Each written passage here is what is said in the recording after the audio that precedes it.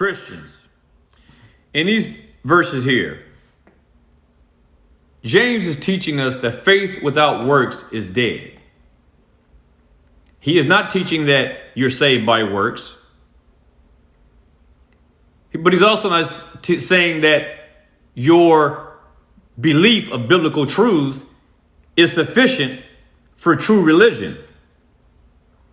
What he is teaching is that a true faith produces works that demonstrate the internal faith.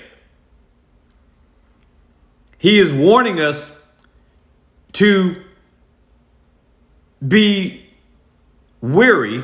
I should say weary. He's teaching us, he's warning us, I should say, to not to succumb to dead orthodoxy, meaning to just hold to biblical truths and know the proper doctrines of the Word of God, but not to put any of these things to practice.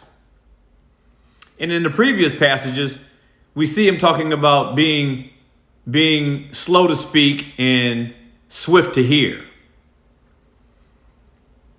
But what we have to be able to do is to, once we have this faith, and all of us do, if we claim to be Christians, if we are Christians, then our Christianity is going to be evidenced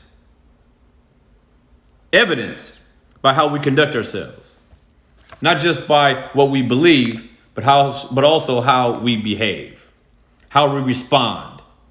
And in these verses of scriptures, he gives examples. Abraham faith, and he demonstrated it by offering up Isaac. And we see this throughout scriptures, how God's people responded commensurately to the faith that they had been given.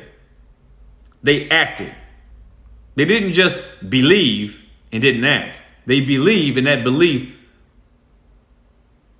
resulted in actions that prove that the belief is genuine.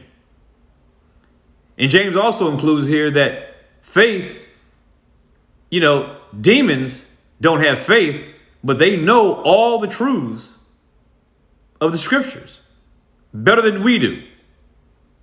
And yet they shudder and tremble, and yet they're not saved. So the biblical doctrines, holding to those is not enough, but it should produce fruit in our lives.